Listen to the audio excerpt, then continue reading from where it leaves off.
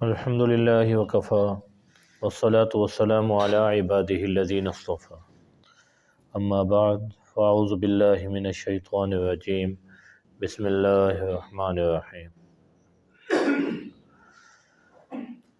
وقال الذین لا یرجون لقاءنا لولا انزل علینا الملائکۃ او نرى ربنا لقد استکبروا فی انفسهم وعتوا عتوا کبیرا۔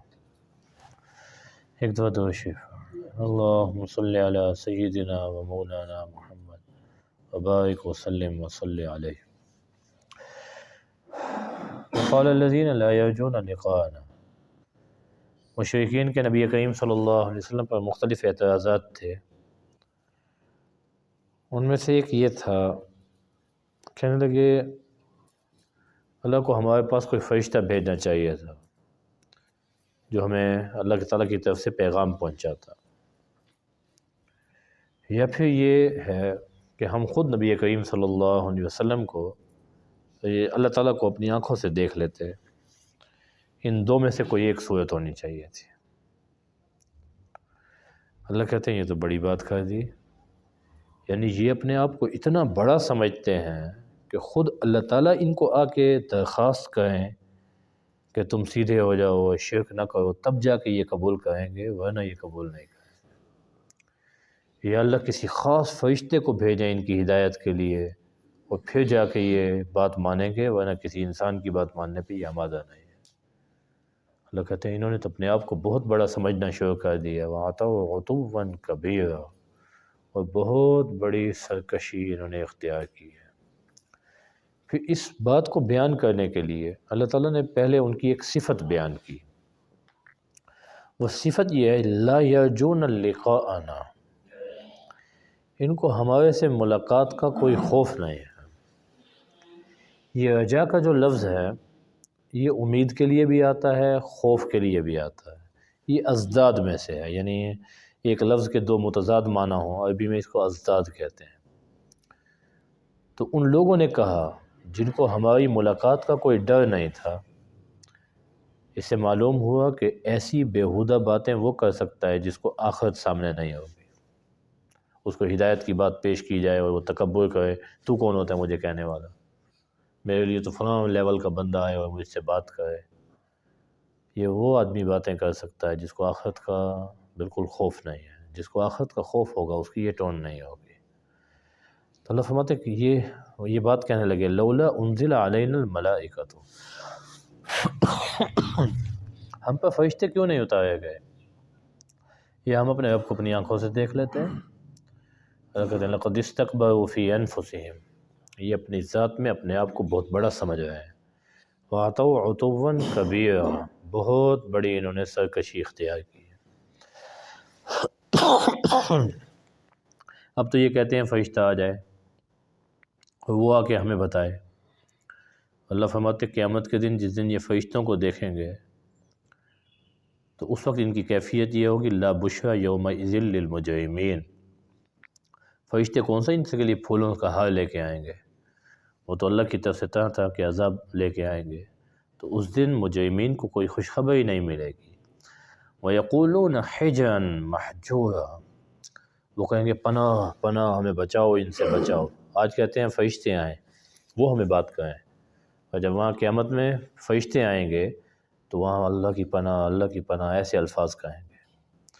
ایک معنی حضرت عبداللہ بن عباس رضی اللہ تعالیٰ عنہ نے حجر محجورہ کا کیا کہ وہ حجر محجورہ، جب وہ دوسروں کو دیکھیں گے کہ وہ جنت میں جا رہے ہیں اور ان کو جہنم کی طرف دھکیلا جا رہا ہے تو یہ تمنا کریں گے کہ ہمیں بھی جنت میں بھیجا جائے۔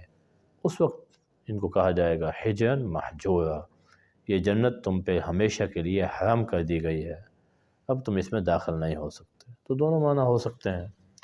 وَقَدِمْنَا إِلَى مَا عَمِلُوا مِنْ عَمَلٍ، اللہ کہتے ہیں جو دنیا میں انہوں نے نیک اعمال کیے جن پہ ان کو سہارا تھا کہ ہم یہ آخرت میں کام دیں گے، اب ہم ان کے اعمال کی طرف متوجہ ہوں گے۔ فَجَعَلْنَاهُ هَبَاءً مَنْثُورًا، جیسے فضا میں ذرات ہوتے ہیں مٹی کے اور دوسرے ذرات، ان کی کوئی حیثیت نہیں ہوتی، اللہ فرماتے ہیں ہم ایسے ہی فضا میں بکھیر دیں گے ذرات کی طرح ان کے اعمال کو، جو بڑے بڑے عمل ان کو نظر آ رہے ہیں، ایمان کے بغیر ان کی کوئی حیثیت نہیں ہے، اس خاک کی طرح ہے جو صفائی کرتے ہوئے اڑا دی جاتی ہے، میں یہ حیثیت ان کی ہو جائے گی۔ اصحاب الجنت یومئذ، اس دن جنت والے جو ہیں، خیر مستقرا، وہ سب سے بہترین ٹھکانے میں ہوں گے، وہ احسن مقیلا، اور سب سے اچھی آرام گاہ میں ہوں گے۔ مقیل ایسی جگہ جہاں دوپہر کا قیام کیا جائے، دوپہر کو آرام کیا جائے، کیلولہ کیا جائے۔ ایک حدیث میں آتا ہے نبی کریم صلی اللہ علیہ وسلم نے فرمایا یہ اولین آخرین کا جو اعمال ہے اور یہ حساب کتاب ہے، اللہ کیلولے کے وقت تک، صبح سے لے کے کیلولے کے وقت تک تمام حساب کتاب سے فارغ ہو جائیں گے، اور دوپہر کے وقت میں لوگ جنت میں داخل کیے جائیں گے اور جہنمیوں کو جہنم میں پھینکا جائے گا۔ تو یہ ویسے بھی کیلولے کا وقت ہوگا، تو اب جو دوپہر کا تھکاوٹ ہے، جنتی جا رہے ہیں دوپہر کا آرام کرنے جنت میں، تو اللہ فرماتے ہیں دیکھو نا، یہ جو کیلولے کی جگہ ان کو ملی ہے، آرام کی جگہ ملی ہے، یہ بہترین ہے، سب سے اچھی ہے، اور جہاں ان کو بھیجا جا رہا ہے، اللہ ہم سب کی حفاظت فرمائے۔ فرمایا وَيَوْمَ تَشَقَّقُ السَّمَاءُ بِالْغَمَامِ، اس دن کو یاد کرو جس دن آسمان پھٹے گا اور ایک بادل کسی کیفیت نیچے آئے گی۔ وَنُزِّلَ الْمَلَائِكَةُ تَنزِيلًا، اور فرشتے لگاتار اس کے ساتھ اتارے جائیں گے۔ یہ حساب کتاب کا وقت ہوگا جب آسمان پھٹے گا اور بادلوں کے اندر اللہ تبارک و تعالیٰ کی تجلی ظاہر ہوگی، اور یہ قیامت کا منظر ہوگا۔ یہ پہلا سور پھونکا جائے گا، سارے مر جائیں گے، دوسرا سور پھونکا جائے گا، کائنات کی ہر چیز فنا ہو جائے گی، یہ سورج، چاند، یہ آسمان، زمین، یہ سارا کچھ۔ پھر اس کے بعد جو ہے پھر یہ چیزیں جب برابر کر دی جائیں گی، پھر یہ حساب کتاب کا معاملہ شروع ہوگا۔ اس وقت کی یہ اللہ کیفیت بیان کر رہے ہیں کہ وَيَوْمَ تَشَقَّقُ السَّمَاءُ بِالْغَمَامِ، کہ بادلوں، آسمان پھٹے گا اور ایک بادلوں کی کیفیت ظاہر ہوگی، اور فرشتوں کا لگاتار سلسلہ شروع ہو جائے گا۔ الملک یومئذ الحق للرحمن، اس وقت بادشاہت یہ صرف اور صرف اللہ تبارک و تعالیٰ کو حاصل ہوگی۔ وَكَانَ يَوْمًا عَلَى الْكَافِرِينَ عَصِيرًا، یہ دن کافروں پر بڑا تنگ اور مشکل دن ہوگا۔ اللہ ہم سب کی حفاظت فرمائے، آخرت کی تیاری کی توفیق عطا فرمائے۔ حضور نے فرمایا الکیس من دان نفسہ وعمل لما بعد الموت، عقل مند وہ ہے جو اپنے نفس کے مکر و فریب کو سمجھے، وعمل لما بعد الموت، اور موت کے بعد آنے والی زندگی کے لیے تیاری کرے۔